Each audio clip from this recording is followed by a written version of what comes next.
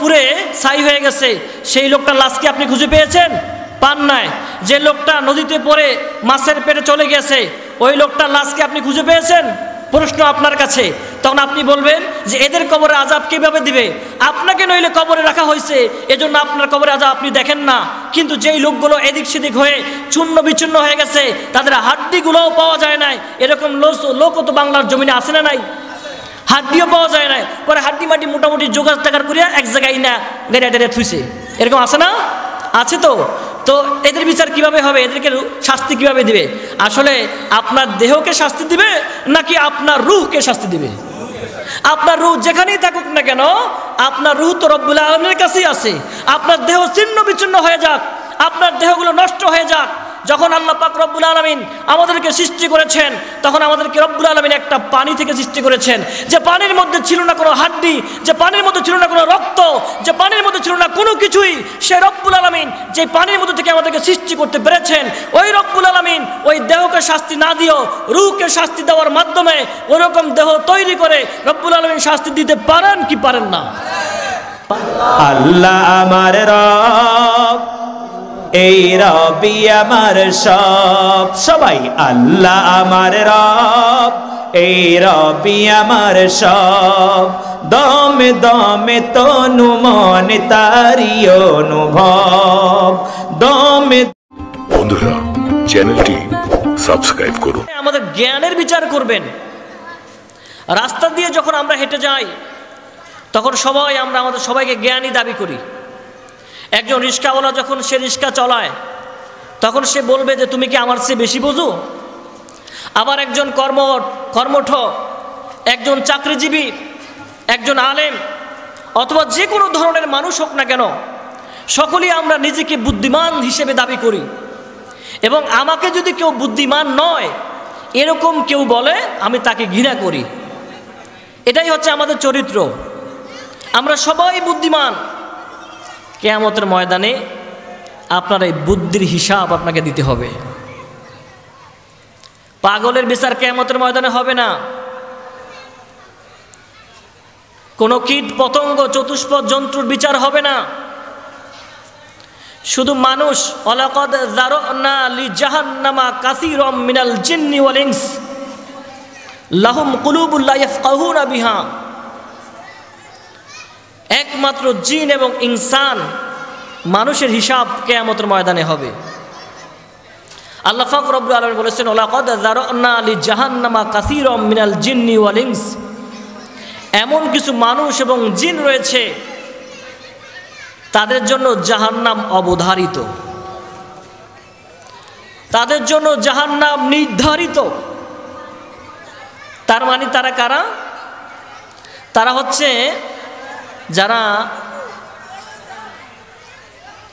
যারা বুঝাও বোঝে না, যারা দেখেও দেখে না, যারা শূন্যও না শোনার ভান করে, তাদেরকে আল্লাহ পাক রব্বুল আলামিন বলেছেন, উলাইকা কাল আনআমি বাল হুম আদাল উলাইকা হুমুল গাফিলুন। তারা হচ্ছে চতুষ্পদ জানোয়ার, বরং তার চেয়েও খারাপ। উলাইকা হুমুল গাফিলুন, তারা হচ্ছে গাফেল। এজন্য সম্মানিত মুসল্লিয়ানে কিরাম, সম্মানিত এলাকাবাসী, আমরা যারা বুঝাও বুঝি না, হিসাব করতে হবে। নিজেকে সবাই আমরা জ্ঞানী দাবি করি। আমরা হচ্ছি হাইওয়ানুন নাতিক, বাকশক্তি সম্পন্ন প্রাণী। আমরা সবাই জ্ঞানী, কিন্তু জায়গা মতো যখন আসি তখন আমরা সবাই অজ্ঞান হয়ে যাই। মনে হয় যেন আমরা কিছুই বুঝি না, অথচ আমরা সবই বুঝেছিলাম। কিয়ামতের ময়দানে এই আপনার বুদ্ধির হিসাব আপনাকে দিয়ে তারপরে সামনে এগাতে হবে। এছাড়া সামনে আগানো সম্ভব নয়। যে বিষয়টা নিয়ে আমরা আলোচনা করতে চেয়েছিলাম সেটা হচ্ছে, আল্লাহ পাক রব্বুল আলামিন পবিত্র কোরআনে বলেছেন, কুল ইন্নাল মাউতাল্লাযী তাফিরুনা মিনহু ফাইন্নাহু মুলাকীকুম সুম্মা তুরাদ্দুনা ইলা আলিমিল গায়বি ওয়াশ শাহাদাতি ফায়ুনাব্বিউকুম বিমা কুনতুম তা'মালুন। মৃত্যু নিয়ে আমরা একটু কথা বলতে চাচ্ছি। যেহেতু গত বছর আমাদের এই মাহফিলে যারা উপস্থিত ছিল, অথবা গত যে সময় মাহফিল হয়েছে, তারা আজকে আমাদের মাঝে অনেকেই নাই। আছে? আমার বাবাও তো ছিল, তিনি তো আজকে আমাদের মাঝে নাই, শুয়ে আছেন ওখানে। আবার এরপরে যখন আবার মাহফিল হবে, হয়তো মুরব্বিয়ান একরামের আরও কিছু লোক আমরা মরে যাব, অন্ধকার কবরে চলে যাব। মৃত্যু মানুষকে অনেক কিছু শিক্ষা দেয় আসলে, যদি আমরা শিক্ষা গ্রহণ করতে পারি। আর যদি আমরা শিক্ষা গ্রহণ করতে না পারি, আমাদের সামনে হাজারো মানুষ মারা যাবে, কিন্তু আমরা শিক্ষা গ্রহণ করতে পারবো না, নিজের মৃত্যুর চিন্তা আমরা করতে পারবো না। আমরা সবাই মনে করি আরেকজনের খাটিয়া আমি আমার কাঁধে নিয়েছি, কিন্তু আমার খাটিয়া বোধহয় এরকম কাঁধে নিবে না তারা। পৃথিবীর সব মানুষ মরবে, এটা প্রত্যেকটা মানুষ বিশ্বাস করে, কিন্তু নিজে যে মরবে এটা অনেকেই বিশ্বাস করে না। কি কথা কি ভুল বললাম? প্রতিটা মানুষ বিশ্বাস করে যে আমরা মারা যাব একদিন, বা অমুকে মারা যাবে, তুমি মারা যাবা, আরেকজনের খাটিয়া আজকে আমি কাঁধে নিয়েছি, কিন্তু আমার খাটিয়া যে আরেকজনের কাঁধে উঠবে এটা আমরা গুণাক্ষরও স্মরণ করি না। এজন্য সমাজের ভিতরে এত অধপতন। মানুষ যদি বেশি বেশি মৃত্যুকে স্মরণ করত, কিছুক্ষণ পরে হয়তো আমি মারা যাব। পৃথিবীতে কচু পাতার পানির একটা সময় আছে, সিস্টেম আছে। কচু পাতার পানিকে আমরা বলি ক্ষণস্থায়ী, কারণ কচু পাতার ভিতরে যখন পানি থাকে ওই পানিগুলো টলমল টলমল করতে থাকে। যখন কোনো ব্যক্তি ওই কচু পাতার পানিকে টোক্কা দেয়, টোক্কা দেওয়ার সাথে সাথে পানিগুলো পড়ে যায়, এবং কোনো মানুষ বলতে পারবে না যে এখানে কচু পাতার ভিতরে পানি ছিল। কিন্তু অন্য কোনো পাতা যদি হয় তাহলে বলতে পারবে যে এখানে পানি ছিল। মনে করেন আম পাতা অথবা অন্য কোনো পাতার মধ্যে পানি আছে, মানুষ বলতে পারবে যে এখানে পানি ছিল। কিন্তু কচু পাতার পানির ভিতরে পানি আছে এটা অনেকেই বলবে না যে না এখানে তো পানি ছিল না। এই জন্য মানুষ কচু পাতার পানিকে ক্ষণস্থায়ী বলা হয়, যে কচু পাতার পানির মতো ক্ষণস্থায়ী। কিন্তু মানুষের জীবনটা এই কচু পাতার পানি যেরকম ক্ষণস্থায়ী, তার চেয়ে বেশিও ক্ষণস্থায়ী। কারণ কচু পাতার পানি থেকে, ওই পাতা থেকে পানি পড়ার জন্য টোক্কা দেওয়া লাগে। মানুষের জীবন তার দেহ থেকে, তার জবান থেকে, তার শরীর থেকে বের হওয়ার জন্য টোক্কাটাও দেওয়া লাগে না। যে কোনো মুহূর্তে, যে কোনো সময়, যে কোনো অবস্থায় তার রুহ থেকে, তার দেহ থেকে রুহটা চলে যেতে পারে। এজন্য সব সময় বুদ্ধিমানের কাজ, যেরকম যে আয়াতটা আমরা তেলাওয়াত করেছিলাম, রব্বুল আলামিন বলেছেন কুল ইন্নাল মাউতাল্লাযী তাফিরুনা মিনহু ফাইন্নাহু মুলাকীকুম সুম্মা তুরাদ্দুনা ইলা আলিমিল গায়বি ওয়াশ শাহাদাত ফায়ুনাব্বিউকুম বিমা কুনতুম তা'মালুন। রব্বুল আলামিন বলেছেন মৃত্যু তোমাদের সন্নিকটে, তোমাদেরকে মরতেই হবে। ফাইন্নাহু মুলাকীকুম, তোমাদেরকে মৃত্যুর সাথে সাক্ষাৎ করতেই হবে। মৃত্যু এমন একটা জিনিস, সারা ঘরকে যদি তুমি কাচের মধ্যে সীমাবদ্ধ করে রাখো, তারপর সব পৃথিবীটাকে যদি তুমি কাচের মধ্যে সীমাবদ্ধ করে রাখো, পুরা পৃথিবীকে যদি তুমি প্রাচীর করে রাখো, মৃত্যু তোমার কাছে যাবেই যাবে। পৃথিবীর এমন কোনো জন্তু, এমন কোনো যন্ত্র বের হয় নাই যে মৃত্যুকে ঠেকাবে। পৃথিবীতে এমন কোনো যন্ত্র বের হয়েছে? হয় নাই। এমন কোনো কিছু নাই। আপনি যদি আপনার ঘরকে একেবারে কাঁচ দিয়ে বাঁধিয়ে ফেলেন, তারপরে এই মৃত্যু আপনার ঘরে ঢুকবে কি ঢুকবে না? ঢুকবে। কুল ইন্নাল মাউতাল্লাযী তাফিরুনা মিনহু ফাইন্নাহু মুলাকীকুম, অর্থাৎ ফাইন্নাহু নিশ্চয়ই এটা, মুলাকীকুম মোলাকাত করা মানে সাক্ষাৎ করা। মৃত্যু আপনার সাথে সাক্ষাৎ করবেই। আপনি যতই চেষ্টা করেন, একটু এদিক খেয়াল করতে হবে, আপনি যতই চেষ্টা করেন মৃত্যু আপনার কাছে পৌঁছবে, কোনো ক্রমে আপনি তাকে ঠেকাইতে পারবেন না। এখন প্রশ্ন হচ্ছে যে মৃত্যু আমি ঠেকাইতে পারবো না, যত কথাই বলি, ওকে যতবারই আমরা বলি, কোনোদিনও ঠেকাইতে পারবো না। ওই মৃত্যুকে আলিঙ্গন করা, তার জন্য প্রস্তুত হয়ে থাকা, সব সময় মৃত্যুর স্মরণ করা, এটাই তো দরকার নাকি? কথা কি বুঝতে পারেন না? যে মৃত্যু আমি সারা ঘরকে কাঁচ দিয়ে বাঁধাইয়ে রাখলেও মৃত্যু আমার কাছে পুষবে। অতএব মৃত্যুর জন্য প্রস্তুত থাকাই তো ভালো। অর্থাৎ আমি ছোট্ট করে একটা উদাহরণ দিয়ে আপনাকে বোঝাচ্ছি। আপনার ঘরে একজন লোক আছে, আপনি তাকে ঘরে ঢুকতে দিবেন না, দরজা আটকিয়ে ফেলেছেন। কিন্তু আপনি যদি দরজা আটকিয়েও ফেলেন, সে ঘরের মধ্যে ঢুকবেই, তাকে বাধা দিতে আপনি পারবেন না। দেখুন আপনার উচিত কি? তার জন্য দরজা খুলে দেওয়া, ঠিক না? তো যে মৃত্যুর সাথে আমরা, অনেকে আছে আমরা মৃত্যুর সাথে পাঞ্জা লড়ছি, কিন্তু আসলে না, মৃত্যুর সাথে কেউ পাঞ্জা লড়তে পারে না। মৃত্যু আপনাকে ধরবেই। এজন্য সম্মানিত মুসলমান একরাম, আল্লাহ পাক রব্বুল আলামিন বলেছেন, আল্লাযী খলাকাল মাউতা ওয়াল হায়াতা লিয়াবলুয়াকুম আইয়ুকুম আহসানু আমালা। আল্লাহ পাক রব্বুল আলামিন জীবন সৃষ্টি করেছেন, মৃত্যু সৃষ্টি করেছেন। আল্লাযী খলাকাল মাউতা, আগে রব্বুল আলামিন মৃত্যুর কথা বলেছেন, তারপরে জীবনের কথা বলেছেন। আগে কার কথা বলেছেন? মৃত্যুর কথা বলেছেন। পৃথিবীতে সর্বপ্রথম আমরা যখন এসেছি, মায়ের পেটে যখন আমরা আসছিলাম, এই হিসাব আমরা সবাই অনেকে জানি। আমরা যখন মায়ের পেটে ছিলাম, রব্বুল আলামিন যখন আমাদের মায়ের পেটে আমাদের জীবন দান করেছেন, জীবন দান করার আগে আমাদের যে আমল নামায় যা লিখে রেখেছেন, আমাদের ভাগ্যে যা লিখে রেখেছেন, সেই দিন রব্বুল আলামিন আমার জন্ম কবে হবে এটার আগে রব্বুল আলামিন আমার মৃত্যু কবে হবে এটা আল্লাহ লিখে রাখছেন। পৃথিবীর কোনো কিছু আপনি যত কথাই বলেন না কেন, যেখানেই যান না কেন, মৃত্যু আপনার যেখানে হওয়ার কথা ঠিক সেখানেই হবে। এতে আপনার গাড়ি অ্যাক্সিডেন্ট হন অথবা গাড়ি অ্যাক্সিডেন্ট নাই হন, অথবা যে কোনো সময় যে কোনো অবস্থায় আপনি থাকেন না কেন, মৃত্যুকে আলিঙ্গন আপনার করতেই হবে।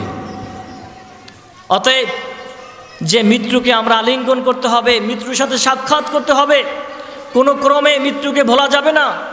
সব সময় মৃত্যুকে স্মরণ করতে হবে, আর সব সময় কবরের চিন্তা করতে হবে যে আমরা যখন মারা যাব, আমাদের জন্য প্রথম যে ঘাঁটি সেটা হচ্ছে কবর। সেটা কি? কবর। আমাদের মুসলমানদের যে বিশ্বাস, কবর হচ্ছে মুসলমানদের মৃত্যুর পরে প্রথম ঘাঁটি। হাদিস শরীফে আছে, রাসূল সাল্লাল্লাহু আলাইহি ওয়াসাল্লাম বলেছেন যে কবরে ছাড়া পাইবে সে সব জায়গায় ছাড়া পাইবে, আর যে কবরে ছাড়া পাবে না সে কোথাও ছাড়া পাবে না। কারণ কবর হচ্ছে আখিরাতের প্রথম ঘাঁটি। এজন্য কবরের হিসাব করতে হবে যে আমরা কবরে চলে যাব, মারা যাব, মুরাকাবা করতে হবে যে মারা যাওয়ার পরে এই পৃথিবীতে আমরা যখন ছিলাম, হয়তো এরকম হয় আমরা অনেকে ব্যস্ত, আমাদের এই হাতে একটা মোবাইল আছে, এই হাতে একটা মোবাইল আছে। আমাদের অনেক মানুষ তারা বলে কি যে আমি কত ব্যস্ত তোমরা জানো, আমি যদি না থাকি তাহলে এই কাজটা হবে না, ওই কাজটা হবে না, এরকম আমরা অনেক উদাহরণ দিয়ে থাকি। কিন্তু আসলে একটা কথা খেয়াল করবেন যে আপনি না থাকলেও, আমি না থাকলেও এই পৃথিবী আগের মতো চলবে। আমাদের দাদা, আমাদের দাদি, আমাদের নানা, আমাদের নানি, এমনকি আমাদের পরবর্তী প্রজন্ম, মনে করেন প্রতিটা প্রজন্ম 25 বছর পর পর এক একটা প্রজন্ম পাল্টায়।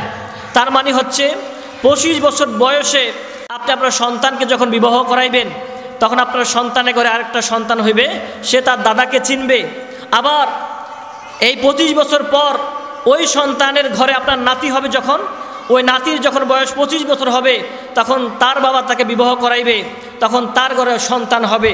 তার মানে হচ্ছে এরকম 25 বছর পর পর 100 বছর যদি আপনি হিসাব করেন, 100 বছর পরে আপনি হয়ে যাবেন তালই অথবা তার পরের কোনো অংশ, কিন্তু আপনাকে কেউ মনে রাখবে না। যেমন মনে করেন আজকে আমি আছি, আমার বাবা নাই, তার বাবা নাই, তার বাবাও নাই, কিন্তু আমি আমার দাদা পর্যন্ত চিনি, তারপরে আর চিনি না। তেমনি প্রতিটা প্রজন্ম 25 বছর পর পর প্রতিটা প্রজন্ম পাল্টিয়ে যায়।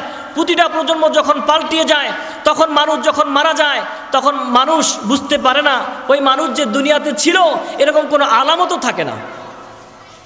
আপনার দাদার দাদা তিনি কে ছিলেন, তাকে কে চিনে? আপনি কি তার নাম বলতে পারবেন? আমার তো মনে হয় আপনি দাদার দাদার নাম বলতে পারবেন না। তিনি কেমন ছিলেন এটাও অনেকে বলতে পারবে না। তার মানে আমার মনে হয় 25 বছর না, 100 বছর না, মাত্র 50 বছরের যদি ডিফারেন্স হয়, তাহলে আর আপনি যে পৃথিবীতে ছিলেন এরকম কোনো নাম আর গন্ধ আপনার থাকবে না। তো কিসের এত অহংকার, কিসের এত তাকাব্বরি? আপনি মারা যাওয়ার পরে, হ্যাঁ, আপনি যদি কিছু লিখে যাইতে পারেন, অথবা স্মরণীয় কিছু করে যাইতে পারেন, তাহলে হয়তো আপনার নাম বইতে লেখা থাকবে, মানুষ আপনার নাম পড়বে এবং বলবে যে এমন একটা মানুষ ছিল। কিন্তু আপনার সন্তানরা কারা ছিল, আপনার নায়নাতকুর কারা ছিল, এগুলো তাদের জানার বিষয় থাকবে না। তো যাই হোক, মূল কথা হচ্ছে প্রতিটা 25 বছর পর পর প্রজন্ম পাল্টায়, আর প্রজন্ম পাল্টানোর পর পর আমরা হারিয়ে যাই। আমরা যখন কবরে চলে যাব, আমরা যে আজকে মনে করতেছি আমার এই হাতে একটা মোবাইল আর এই হাতে একটা মোবাইল, আমি 24 ঘন্টা ব্যস্ত থাকি। যখন আপনি দুনিয়া ছেড়ে চলে যাবেন, তখন এই আপনার ব্যস্ততা ছাড়াই সূর্য আগের মতোই উঠবে, চন্দ্র আগের মতোই সে আলো দিবে, মানুষ পৃথিবীর যা আছে সবাই যার যার মতো চলতে থাকবে। আপনার নাম আর গন্ধ পৃথিবীর জমিনে, আসমান এবং জমিনের মধ্যে অনেক সময়ই লওয়া হবে না। আপনি কে ছিলেন এটাও জানতে চাওয়া হবে না। শুধু কিয়ামতের ময়দানে কবরের মধ্যে আপনাকে প্রশ্ন করা হবে যে আপনি দেশের মন্ত্রী ছিলেন না এমপি ছিলেন, এই প্রশ্ন আপনাকে করা হবে না। পৃথিবীর লক্ষ মানুষ, পৃথিবীর মানুষ আপনাকে চিনে। আপনি আমেরিকার প্রেসিডেন্ট, অথবা আপনি বাংলাদেশের প্রেসিডেন্ট, অথবা আপনি বড় বড় রাশিয়া, ইউক্রেন, এই বিভিন্ন রাষ্ট্রের প্রেসিডেন্ট, আপনাকে সারা বিশ্ব চিনে। এই প্রশ্নের উত্তর দেওয়ার জন্য আপনাকে কবরে ডাকা হবে না, আপনাকে ডাকা হবে মার রব্বুকা ওমান দীনুকা ওমান নবিয়ুকা। আপনার রবকে, আপনার দিন কি, আপনার নবীকে, এই প্রশ্ন কিয়ামতের ময়দানে আপনাকে করা হবে। কবরে আপনাকে এই প্রশ্ন করা হবে, এছাড়া আর কোনো প্রশ্ন আপনাকে করা হবে না। এজন্য সম্মানিত মুসলমান কেরাম, মৃত্যু একটা অনিবার্য বিষয়ের নাম, যেই মৃত্যুকে স্মরণ করতে হবে আমাদের প্রত্যেকের। মৃত্যু একটা অনিবার্য, হবেই হবে। যতই আমরা মৃত্যু থেকে পলায়ন করার চেষ্টা করি, মৃত্যু কিন্তু আমাদেরকে ছাড়বে না। কথা কি বুঝতে পারতেছেন? মৃত্যু আমাদেরকে ছাড়বে না। এজন্য মৃত্যুর জন্য প্রস্তুতি গ্রহণ করা দরকার আছে না নাই? এবার মৃত্যুর জন্য প্রস্তুতি গ্রহণ করলে কি হবে, কি লাগবে? নামাজ রোজা করা লাগবে না, হজ যাকাত করা লাগবে না। শুধু নামাজ রোজা করলেই কি আমরা মৃত্যু থেকে বাঁচতে পারবো? না, শুধু নামাজ রোজা করলেই আমরা ওই যে কবরের যে প্রশ্ন এবং আখিরাতের যে সিস্টেম, শুধু নামাজ পড়লেই আমরা পার পাবো না। নামাজ তো অবশ্যই পড়তে হবে, কিন্তু নামাজ যে আমরা পড়ি, একটা কথা খেয়াল করতে হবে, আমরা নামাজ পড়ার পরে সুদ খাই কি খাই না, ঘুষ খাই কি খাই না, আমরা বিভিন্ন ব্যভিচারের সাথে যুক্ত আছি কি নাই? আছি। দেখেন, আমরা নামাজও পড়ি, অনেকে আমাদেরকে প্রশ্ন করে যে আমরা নামাজও পড়ি আবার ঘুষও খাই, নামাজও পড়ি সুদও খাই, নামাজও পড়ি অশ্লীল কাজে লিপ্ত থাকি, এর মানে হচ্ছে আপনার নামাজ হয় না। এর মানে কি? নামাজ হয় না। অনেক মুসল্লি এরকম আছে, যখন নামাজ পড়তে দেখবেন এমনভাবে নামাজ পড়ে মনে হবে যেন যদি আপনি জিজ্ঞাসা করেন কেমন আছেন, তবে ভালো আছি। বুঝুন না কথা? মসজিদের নামাজ পড়ার সময় অনেক সময় আমরা ফরজ নামাজ পড়ে তারপরে পিছনের দিকে তাকাই যে মুসল্লিদের অবস্থা কি। একজন দুই ফ্যানের দিকে তাকায় আছে, নামাজ পড়তে আছে, আরেকজনের হাত একটা এরকম ঝলতে আছে, নামাজের মধ্যে গন্তে আছে। আর এমন সময় মনে হয় আমি তার দিকে তাকায় আছি, সেও আমার দিকে তাকায় আছে। এমন সময় যদি আমি প্রশ্ন করি কেমন আছেন, খুবই ভালো আছি। এটা হলো আমাদের নামাজ। বুঝুন না কথা? এই হচ্ছে আমাদের নামাজ। এই নামাজকে আপনি কবরে নিয়ে যেতে পারবেন? এই নামাজ আপনার দিকেই ফিরে দেওয়া হবে, ছুঁড়ে মেরে দেওয়া হবে। আপনার নামাজ আপনি নিয়ে যান। কিয়ামতের ময়দানে টাকা নাই, পয়সা নাই, কি করবেন তখন? পরের হক যখন মেরেছেন, পরের খাবার যখন খেয়েছেন চুরি করে, এটা বিভিন্ন সিস্টেম হতে পারে। আপনি আপনার মন মতো কারো টাকা চুরি করেছেন, আবার আমরা চোরকে অনেক সময় ধরে তাকে মারপিট করি। কিন্তু যারা আমরা অরিজিনাল চোর, যারা কলমের খোসা দিয়ে মানুষের টাকা নিয়ে আসি, বিবেককে প্রশ্ন করেন আপনি, আপনার বিবেক কি বলে? কোনো আলেমের কাছে আপনি প্রশ্ন করতে হবে না, কোনো মুফতির কাছে আপনাকে প্রশ্ন করতে হবে না। আপনি আপনার নিজের বিবেককে প্রশ্ন করবেন যে আমি কি সহি পথে আছি না খারাপ পথে আছি না ভালো পথে আছি। আপনার বিবেক আবার আপনাকে উত্তর দিয়ে দেবে যে আপনি খারাপ পথে আছেন।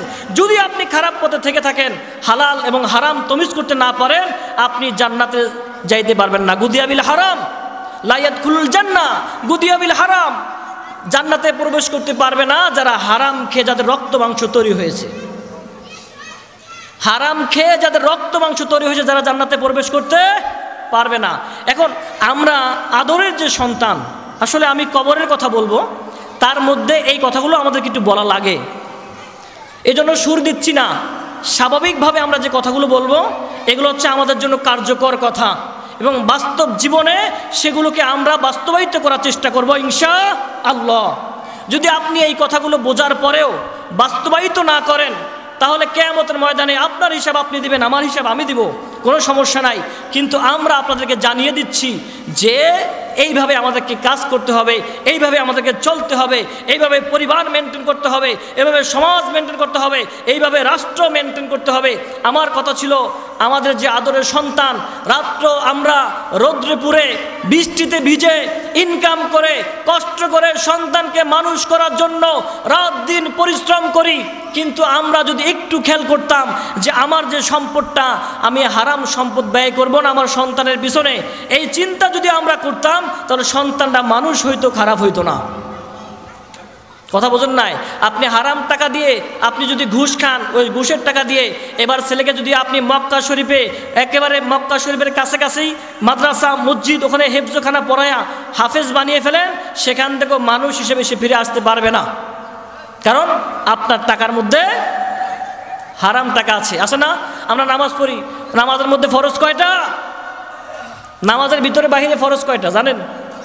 কয়টা? নামাজের ভিতরে বাহিরে ফরজ কয়টা জানা আছে আপনাদের? কয়টা?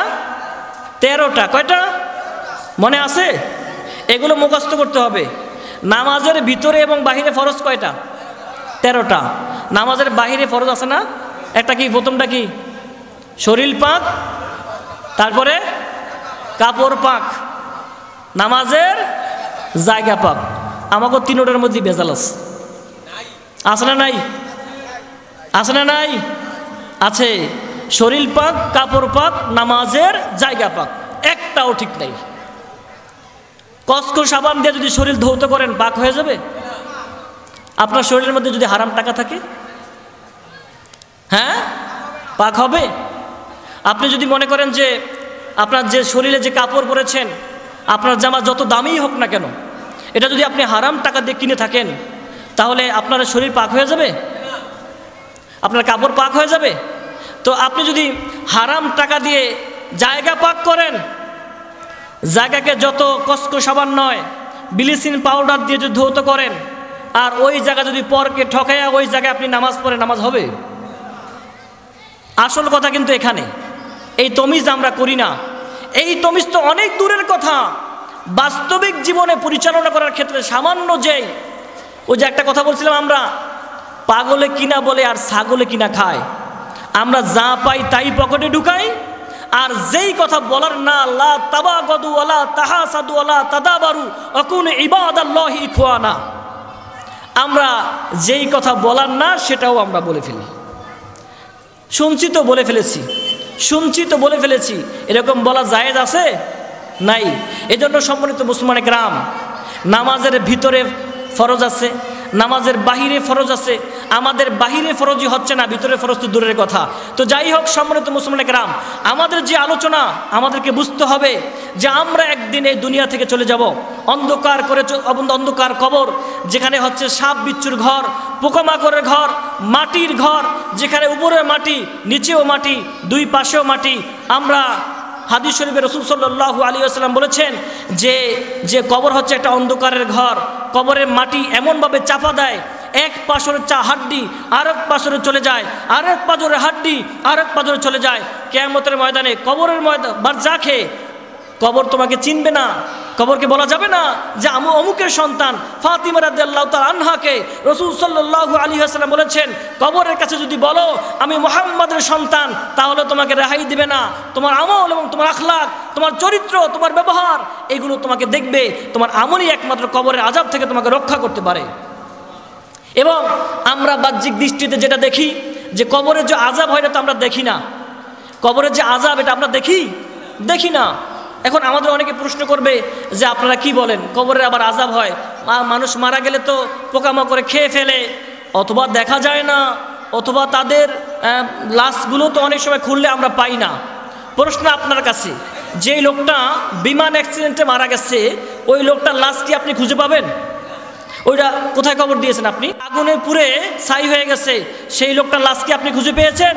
পান নাই, যে লোকটা নদীতে পড়ে মাছের পেটে চলে গেছে ওই লোকটার লাশকে আপনি খুঁজে পেয়েছেন? প্রশ্ন আপনার কাছে। তখন আপনি বলবেন যে এদের কবরে আযাব কিভাবে দিবে? আপনাকে নইলে কবরে রাখা হয়েছে, এজন্য আপনার কবরে আযাব আপনি দেখেন না। কিন্তু যেই লোকগুলো এদিক সেদিক হয়ে চূর্ণ বিচূর্ণ হয়ে গেছে, তাদের হাড্ডিগুলোও পাওয়া যায় নাই, এরকম লোকও তো বাংলার জমিনে আসে না নাই? হাড্ডিও পাওয়া যায় না, পরে হাড্ডি মাটি মোটামুটি জোগাড় টাকার করিয়া এক জায়গায় না গেড়ে থুইছে, এরকম আছে না? আছে তো। তো এদের বিচার কিভাবে হবে? এদেরকে শাস্তি কিভাবে দিবে?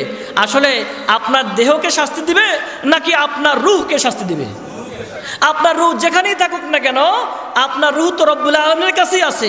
আপনার দেহ ছিন্ন বিচ্ছিন্ন হয়ে যাক, আপনার দেহগুলো নষ্ট হয়ে যাক, যখন আল্লাহ পাক রব্বুল আলামিন আমাদেরকে সৃষ্টি করেছেন তখন আমাদেরকে রব্বুল আলামিন একটা পানি থেকে সৃষ্টি করেছেন, যে পানির মধ্যে ছিল না কোনো হাড্ডি, যে পানির মধ্যে ছিল না কোনো রক্ত, যে পানির মধ্যে ছিল না কোনো কিছুই।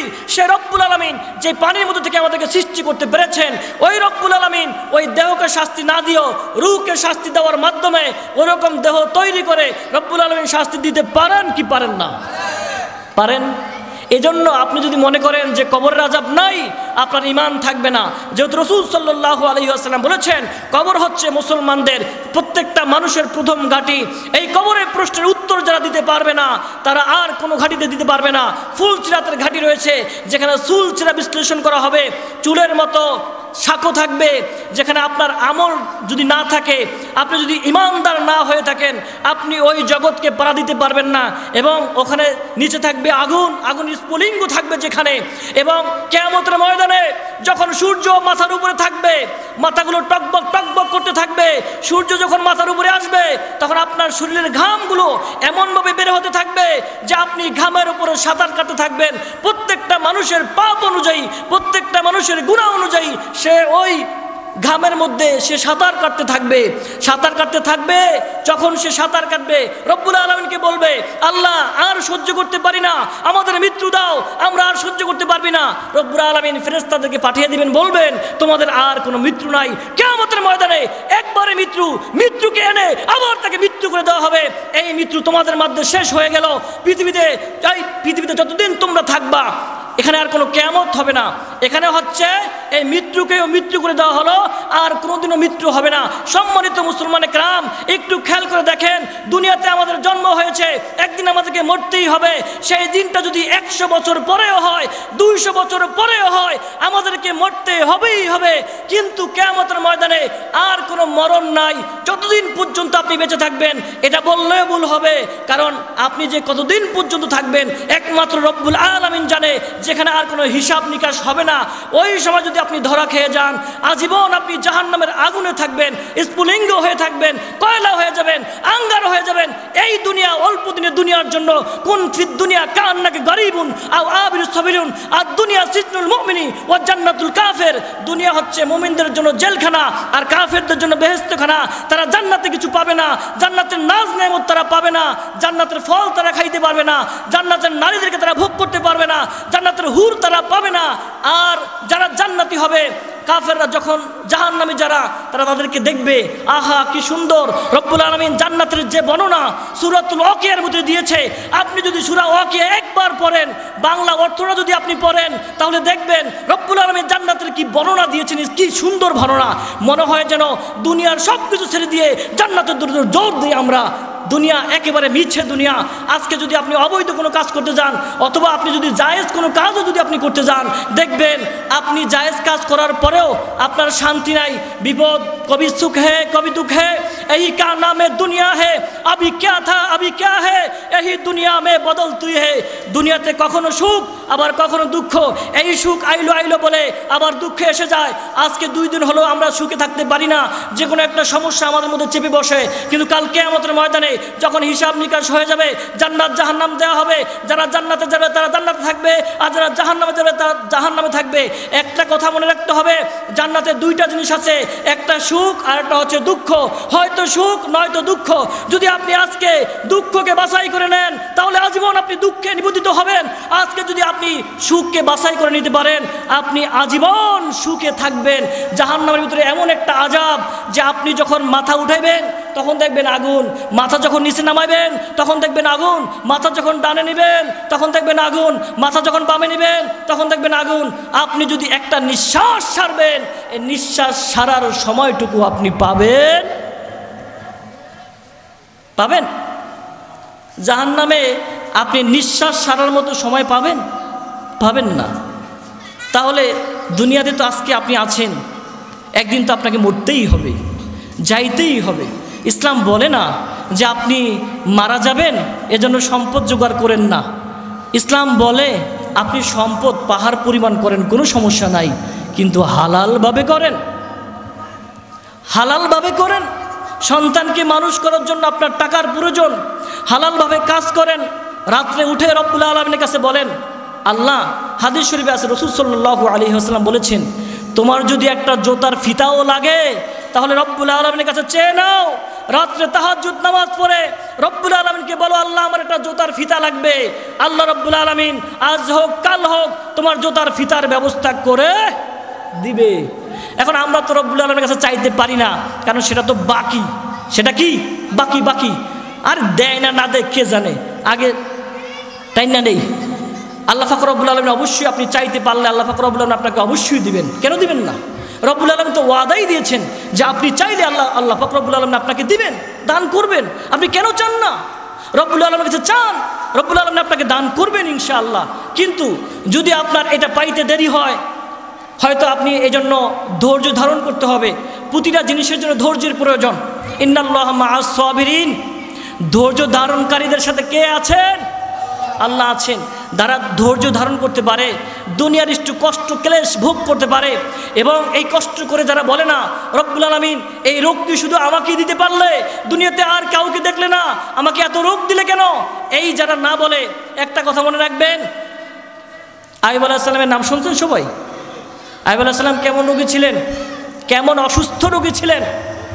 তার সমস্ত গায়ে যখন পোকা ধরে গিয়েছিল, পোকাগুলো যখন বিন বিন করছিল, আইয়ুব আলাইহিস সালাম একবারের জন্য শব্দ করেন নাই, শব্দ করেন নাই, রব্বুল আলামিনকে দোষারোপ করেন নাই, এবং আল্লাহকে বলেন না রব্বুল আলামিন আমাকে তুমি নবী বানিয়েছ, কিন্তু এমন একটা রোগ দিয়ে আজকে সমাজের মানুষের কাছে অবদস্থ করতেছ। এইভাবে আইয়ুব আলাইহিস সালাম কোনোদিন বলে নাই। যখন আইয়ুব আলাইহিস সালামের জিহ্বার মধ্যে পোকা ধরে গেছে, আইয়ুব আলাইহিস সালাম রব্বুল আলামিনকে বলে, রব্বুল আলামিন কোনোদিন তোমার কাছে কোনো দরখাস্ত করি নাই আল্লাহ, আজকে তোমার কাছে আমি একটা দরখাস্ত করতেছি, যে জিহ্বা দিয়ে আমি তোমাকে ডাকি, রব্বুল আলামিন এই জিহ্বাকে পোকায় ধরায়ও না আল্লাহ, আমার জিহ্বাকে তুমি পোকায় ধরায়ও না। যখন রব্বুল আলামিনের কাছে বলছে, সাথে সাথে রব্বুল আলামিন আইয়ুব আলাইহিস সালামকে সুস্থ করে দিয়ে আবার দিব্যি মানুষ করে দিয়েছেন। বলুন সুবহানাল্লাহ। জিহ্বায় যখন পোকা ধরেছেন তখন আল্লাহকে বলছেন, দেয়ালের সাথে যখন পিঠ লেগে গেছে তখন রব্বুল আলামিনকে বলেছে, এর আগে বলে নাই। কিন্তু আমরা যখন অসুস্থ হয়ে যাই তখন রব্বুল আলামিনকে দোষারোপ করি যে আল্লাহ আমাকে এরকম অসুস্থ বানাইছেন কেন, দুনিয়াতে কি আর কোনো মানুষ পান নাই, আপনি আমাকে এত অসুস্থতা দিয়েছেন কেন? আরে দুনিয়াতে হাদিস শরীফে আছে আপনি যে অসুস্থ, এই অসুস্থতার কারণে যদি আপনি মারা যান তাহলে আল্লাহ পাক রব্বুল আলামিন আপনাকে শহীদের মর্যাদা দান করবেন। যারা মুমূর্ষু অবস্থায় মারা যায়, একদম অসুস্থ, একেবারে অসুস্থ, আমাদের মুসল্লি ভাইয়েরা যারা আছেন, আমাদের জেঠা চাচা যারা আছেন, আমাদের আত্মীয় স্বজন যারা রয়েছেন, আমাদের এলাকার মানুষ যারা রয়েছেন, এর মধ্যে অনেক মুরব্বী আছেন যারা অসুস্থ, হাঁটতে পারে না, অনেকে বিভিন্ন মুমূর্ষু অবস্থায় আছে, স্ট্রোক করছে অনেকে, তাদের সবার জন্য আমরা দোয়া করি আল্লাহ পাক রব্বুল আলামিন যেন তাদেরকে নেক হায়াত দান করেন এবং যেই কদিন দুনিয়াতে বাঁচিয়ে রাখেন সুস্থ অবস্থায় বাঁচিয়ে রাখেন। রব্বুল আলামিনের কাছে সুস্থ হওয়ার জন্য দোয়া করতে হবে যে আল্লাহ তুমি আমাকে সুস্থতা দান করো। আমি যে কথাটা বলেছিলাম, যখন আমরা দোয়া করব, দোয়ার পরে যখন আমাদেরকে আল্লাহ পাক রব্বুল আলামিন দেরিতে দান করবেন, তখন আমরা যেন বিচলিত হয়ে না যাই, আমরা যেন ধৈর্যহারা হয়ে না যাই। আমাদেরকে আল্লাহ পাক রব্বুল আলামিন এরকমও হতে পারে যে আজকে দুনিয়াতে আমরা চাইছি, রব্বুল আলামিন আমাদেরকে দেয় নাই, এজন্য বেজার হওয়া যাবে না। কারণ কি, এই তোমার আল্লাহ পাক রব্বুল আলামিন আমাদের সম্পর্কে আগেই নির্ধারণ করে রেখেছেন আমরা কি করতে পারবো আর কি করতে পারবো না। আজকে এমনও তো হতে পারে আপনি রব্বুল আলামিনের কাছে সম্পদ চেয়েছেন, আপনাকে আল্লাহ সম্পদ দান করেন নাই। এমন তো হতে পারে যে আপনাকে যদি আল্লাহ সম্পদ দান করতো, আপনি এই সম্পদ পেয়ে অহংকারী হয়ে যাইতেন, আপনি এই সম্পদ পেয়ে মানুষকে মানুষ মনে করতেন না, আপনি এই সম্পদ পেয়ে আপনি নিজেকে রাজকীয়, যেমন ফ্রাউন নিজেকে খোদা দাবি করে ফেলেছিল, এরকম আপনিও তো এরকম নিজেকে মনে করতেন। অনেক সময় আমরা আমাদের মুসল্লিদেরকে বলি, দুই একদিন মাঝে মাঝে নামাজের ভিতরে দু একটা ভুল হয়ে যায়, তখন এক মুসল্লি প্রশ্ন করছে, হুজুর আর আমি তো আপনার এত অনেক বছর পর্যন্ত নামাজ পড়ান, এরকম ভুল হইতে তো দেখি নাই, আজকে কেন ভুল হয়ে গেল? তখন আমরা তাদেরকে বলি, দেখেন যদি আমাদের ভুলই না হয় তাহলে তো আমাদের অহংকার দমন হবে না। কেননা আমরা যদি বলে ফেলি যে আমার কোনোদিন ভুল হয় নাই, এটাকে অহংকার নিয়ে অহংকার না, অহংকার। এই অহংকার যদি আজকে আমাদেরকে পেয়ে বসে, তাহলে কিয়ামতের ময়দানে ইয়াকুমুল হাসাদা ফাইনাল হাসাদা, আল্লাহ পাক রাসূল সাল্লাল্লাহু আলাইহি ওয়াসাল্লাম বলেছেন যে ইয়াকুল হাসাদা ফাইনাল হাসাদা ইয়াকুল হাসানাতি কামা তাকুল নারুল হাতাবা। রাসূল সাল্লাল্লাহু আলাইহি ওয়াসাল্লাম বলেছেন যে বিদ্বেষ, হিংসা মানুষের ভিতরে এমনভাবে কাজ করে যে লাকড়ি যেরকম আগুন যেরকম লাকড়িকে জ্বালিয়ে দেয়, মানুষের আমলগুলোকে হিংসা বিদ্বেষ এরকম জ্বালিয়ে ফুরিয়ে ছারখার করে দেয়। এমনকি যারা হিংসুক, যারা বিদ্বেষ পোষণ করে, রাসূল সাল্লাল্লাহু আলাইহি ওয়াসাল্লাম বলেছেন লাইলাতুল কদরের রাত্রে আল্লাহ পাক রব্বুল আলামিন 3 শ্রেণীর লোককে ক্ষমা করেন না। তারা যদি সারা রাত তাহাজ্জুদ নামাজও পড়ে, আল্লাহ পাক রব্বুল আলামিন 3 শ্রেণীর লোককে ক্ষমা করবেন না। তাদের মধ্যে একজন হচ্ছে হিংসা বিদ্বেষ পোষণকারী। যারা হিংসা বিদ্বেষ পোষণ করে তাদেরকে লাইলাতুল কদরের রাত্রে, শবে বরাতের রাত্রে, ঈদুল ফিতরের রাত্রে, ঈদুল আজহার রাত্রে, যেহেতু ঈদের রাত্রিগুলো হচ্ছে সম্মানিত রাত্র, এই রাত্রে রব্বুল আলামিন দোয়া কবুল করেন। এমনকি হিংসা বিদ্বেষ পোষণ করলে রব্বুল আলামিন তাদেরকে ক্ষমা করেন না। যার প্রতি হিংসা করা হয়েছে তার সাথে নমনীয় আচরণ করতে হবে এবং সুন্দর ব্যবহার করতে হবে। হাদিস শরীফে আছে কিয়ামতের ময়দানে সমস্ত আমল নামা যখন এক পাল্লায় রাখা হবে, আর আরেকটা আমল আছে সেটা যদি এক পাল্লা রাখা হয়, পৃথিবীর যত আমল আছে সব আমলগুলো এক পাল্লা রাখা হয়েছে। এবং হুসনুল খুলক, যেটাকে বলা হয় উত্তম চরিত্র, কোনো মানুষের মধ্যে যদি উত্তম চরিত্র না থাকে, উৎকর্ষ চরিত্র থাকে, খারাপ চরিত্র থাকে, তাহলে সেই মানুষটা যত ভালো কাজ করুক না কেন তার আমল নামায়, যেরকম মনে করেন একটা হাঁড়িকে যদি আমরা গাছের উপরে ঢুলে রাখি আর নিচ দিয়ে যদি ফুটা করে রাখি, সারা রাত ওই হাঁড়িতে রস পড়বে, কিন্তু একটু রস সকালবেলা পাওয়া যাবে না। আপনি মনের ভিতরে হিংসা রেখে, বিদ্বেষ রেখে, তাকাব্বুরি রেখে, অহংকার করে সারা রাত ইবাদত করবেন, এক ফোঁটা ইবাদতও আপনার কবুল হবে না। এজন্য হিংসা বিদ্বেষগুলো দূর করতে হবে, অন্তর থেকে দূর করতে হবে। প্রতিটা মানুষের হিংসা বিদ্বেষ কম বেশি থাকবে, হ্যাঁ রাগ কম বেশি থাকবে, সেটা হচ্ছে আল্লাহ প্রদত্ত, রব্বুল আলামিন প্রদত্ত। মনে করেন মানুষের রাগ থাকে, এই রাগটা রব্বুল আলামিনের প্রদত্ত। মানে কেমন?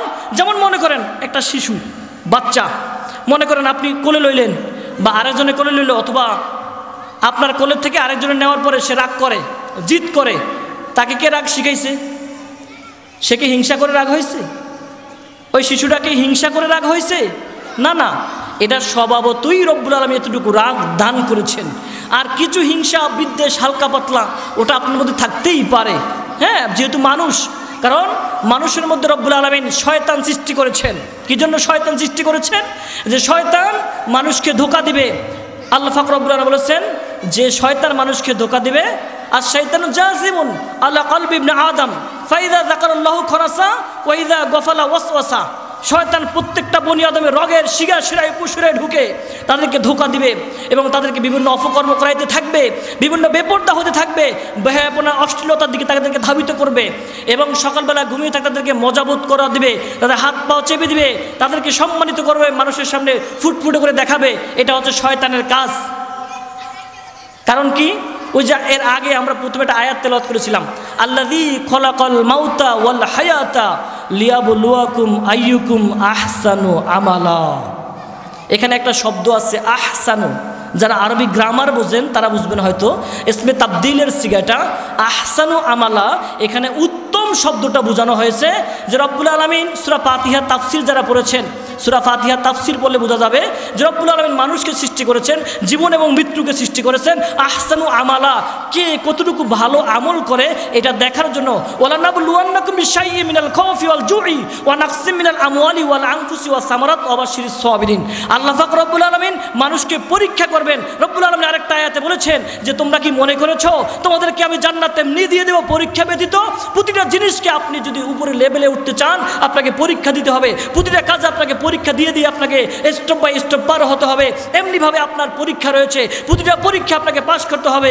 ইব্রাহিম আলাইহিস সালামকে আল্লাহ পরীক্ষা করেছেন, মুহাম্মদ সাল্লাল্লাহু আলাইহি ওয়াসাল্লামকে আল্লাহ পরীক্ষা করেছেন, মুসা আলাইহিস সালামকে আল্লাহ পরীক্ষা করেছেন, আল্লাহ পাক রব্বুল আলামিন ফিরআউনের কবলে ফেলিয়ে মুসা আলাইহিস সালামকে পরীক্ষা করেছেন, হযরত ইব্রাহিম আলাইহিস সালামকে পরীক্ষা করেছেন, ইউনূস আলাইহিস সালামকে মাছের পেটে নিয়ে পরীক্ষা করেছেন, জাকারিয়া আলাইহিস সালামকে পরীক্ষা করেছেন। প্রত্যেকটা নবীকে, প্রত্যেকটা ওলিকে, এমনকি আপনি যদি দেখেন যে প্রত্যেকটা সাহাবী যারা রয়েছেন তাদেরকে আল্লাহ পাক রব্বুল আলামিন পরীক্ষার সম্মুখীন করেছেন। হযরত ওসমান রাদিয়াল্লাহু তাআলা আনহু, হযরত আবু বকর রাদিয়াল্লাহু তাআলা আনহু, হযরত আলী রাদিয়াল্লাহু তাআলা আনহু প্রত্যেকেই শহীদ হয়েছেন, মানুষদের হাতে শহীদ হয়েছেন, তাদেরকে সবাইকে পরীক্ষা করা হয়েছে। পরীক্ষা ব্যতীত আপনাকে জান্নাত দিয়ে দেবে আপনি এটা মনে করেছেন? অসম্ভব। ওয়ালা নাবলুওয়ান্নাকুম বিশাইইন মিনাল খাউফি ওয়াল জুই ওয়া নাকসিম মিনাল আমওয়ালি ওয়াল আনফুসি ওয়াস সামারাতি ওয়া বাশশিরিস সাবিরিন। আপনাকে ভয় ভীতির মাধ্যমে, আপনাকে ফল ফসলের কষ্ট দ্বারা, আপনার খাবারের দ্বারা, আপনার সম্মান হানির করার দ্বারা বিভিন্ন সিস্টেমে আপনাকে আল্লাহ রাব্বুল আলামিন পরীক্ষা করতে পারেন। আপনি যদি ধৈর্য ধারণ করতে পারেন তাহলে কুলিল্লাহুম্মা মালিকাল মুলক তুতিল মুলকা মান তাশাউ ওয়া তুযিদ্দু মান তাশাউ ওয়া তুযিল্লু মান তাশাউ বিয়াদিকাল খায়র ইন্নাকা আলা কুল্লি শাইইন কাদির। রব্বুল আলামিন হচ্ছে সর্বোচ্চ ক্ষমতার অধিকারী। রব্বুল আলামিন ইচ্ছা করলে কাউকে কান ধরে নামাইতে পারেন, ইচ্ছা করলে কাউকে কান ধরে আবার উঠাইতে পারেন। কেউ কল্পনা করতে পারে নাই যে আপনি নেমে যাবেন, আবার কেউ কল্পনা করতে পারে নাই আপনি উঠে যাবেন। রব্বুল আলামিন যা কিছু করে একমাত্র রব্বুল আলামিন নিজস্ব কাজের জন্যই করে। রব্বুল আলামিন কারো কাছে বুদ্ধি নিতে হয় না। কুল হুয়াল্লাহু আহাদ আল্লাহুস সামাদ লাম ইয়ালিদ ওয়া লাম ইউলাদ ওয়া লাম ইয়াকুল লাহু কুফুয়ান আহাদ। রব্বুল আলামিনকে কেউ যা জানে ক্বালু সুবহানাকা, ক্বালু মানে ফেরেশতারা বলছে। ফেরেশতারা যখন আল্লাহ পাক রব্বুল আলামিন মানুষ তৈরি করবেন তখন ফেরেশতাদেরকে বলছেন না ইন্নী জাইলুন ফিল আরদি খলিফা, আমি দুনিয়াতে খলিফা প্রেরণ করতে চাই। তখন ফেরেশতারা বলেছিল রব্বুল আলামিন আপনি এর আগে জিন জাতিকে সৃষ্টি করেছিলেন, তারা জমিনে বিশৃঙ্খলা সৃষ্টি করেছিল, এখন আবার আপনি দুনিয়াতে মানুষ সৃষ্টি করলে ওরা তো বিশৃঙ্খলা সৃষ্টি করবে। রব্বুল আলামিন বলছেন যে আল্লাহ পাক রব্বুল আলামিন বলছেন যে ঠিক আছে। তারপর ফেরেশতারা আবার বলছেন কি ক্বালু সুবহানাকা, আল্লাহ আপনি পবিত্র, লা ইলমা লানা আমাদের কোনো জ্ঞান নাই, ইল্লা মা আল্লামতানা আপনি যে জ্ঞান আমাদেরকে দান করেছেন তা ব্যতীত আমাদের কোনো জ্ঞান নাই। ইন্নাকা আনতাল আলিমুল হাকিম, আপনি হচ্ছেন আলিমুল হাকিম। তো সব কিছু আল্লাহ রব্বুল আলামিনই ভালো জানেন, তিনি জাননেওয়ালা, তিনি হাকিম, তিনি বিচারক। রব্বুল আলামিন বিভিন্ন আয়াতের শেষে বলেছেন আল্লাহু আলিমুল হাকিম, আল্লাহু গফুর রহিম, আল্লাহু বাসিরু মিনাল ইবাদ। আল্লাহ সব সময় সব জায়গায় পর্যবেক্ষণ করেন। কয়েকদিন আগে আমাদের ওখানে একটা মাসালা নিয়ে সমস্যা হয়েছে। মুসল্লিরা একজন ইমাম সাহেবকে জিজ্ঞাসা করছে আল্লাহ কি রব্বুল আলামিন কি সব জায়গায় আছে? তখন বলছে হ্যাঁ রব্বুল আলামিন তো সব জায়গায় আছে। এখন তারা বলতেছেন যে রব্বুল আলামিন কি লেট্রিনেও আছে নাকি? রব্বুল আলামিন কি ওই জায়গায় আছে সেই জায়গায় সেরকম করে বলে, তারা প্রশ্ন করে। নাউজুবিল্লাহ বলেন, নাউজুবিল্লাহ। নাউজুবিল্লাহ আর আউজুবিল্লাহ একই কথা। প্রত্যেকে যদি আউজুবিল্লাহ করেন তাতেও হবে। এটা ওয়াদা মুতাকাল্লিম এবং জমা মুতাকাল্লিম আলাদা আলাদা যদি বলি তাহলে আউজুবিল্লাহ বললেও হবে। যাই হোক, আল্লাহ পাক রব্বুল আলামিন আমাদেরকে এখান থেকে আশ্রয় গ্রহণ করতেছি, রব্বুল আলামিনের কাছে পানাহ চাচ্ছি। এভাবে প্রশ্ন করে, প্রশ্নের উত্তর হচ্ছে রব্বুল আলামিন সর্বত্র বিরাজমান বলতে আল্লাহ পাক সূরা তালাকের, সম্ভবত সূরা তালাকের একটা আয়াতের মধ্যে রব্বুল আলামিন বলেছেন যে আল্লাহ পাক রব্বুল আলামিন পৃথিবীর সব কিছুর জ্ঞান আল্লাহ রব্বুল আলামিন রাখেন। আল্লাহ রব্বুল আলামিন সব জায়গায় আছেন কথাটা এরকম না, কথাটা হচ্ছে আল্লাহ রব্বুল আলামিন সব জায়গার খবর রাখেন এবং দিনের আলোর মতোই রব্বুল আলামিন সব কিছু দেখেন।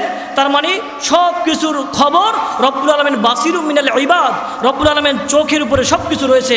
রব্বুল আলামিন আরশে আজিমেই রয়েছেন, কিন্তু রব্বুল আলামিন চোখের উপরে, কুদরতি চোখের উপরে সব কিছু ভাসমান। রব্বুল আলামিন প্রত্যেকটা বিষয় সম্পর্কে অবগত, প্রত্যেকটা জিনিস তিনি জানেন। এমনকি আপনি অন্তরে অন্তরে কি কল্পনা করতেছেন, অন্তরে অন্তরে কি ধারণা করতেছেন, কাকে মারবেন, কাকে পিটাইবেন, কার সম্পদ খাইবেন, এই যে রাত্রে স্বপ্ন দেখতেছেন অথবা মনে মনে কল্পনা করতেছেন, এই কল্পনাটাও রব্বুল আলামিন জানেন কি জানেন না? জানেন। কিন্তু রব্বুল আলামিন তো আপনার সাথে সবসময় বলতে, আপনার সাথে তো আর অন্য জায়গায় যান না, কথা বোঝেন নাই?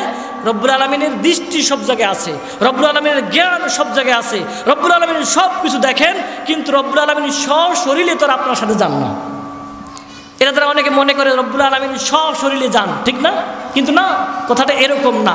যাই হোক, এই কথাটা হচ্ছে অন্য কথার মতো। আজকে আমরা ইউটিউব এবং ফেসবুক অথবা বিভিন্ন দেখি আমরা এখানে দেখবেন অনেক লামাযহাবীরা আলোচনা করে, অনেক সময় অনেক খারাপ লোকেরাও আলোচনা করে, ভালো বিষয় আলোচনা শিক্ষা আইসা তারপরে ইউটিউবে আলোচনা করে। আমরা এগুলো দেখে বিভ্রান্তির সৃষ্টি করি।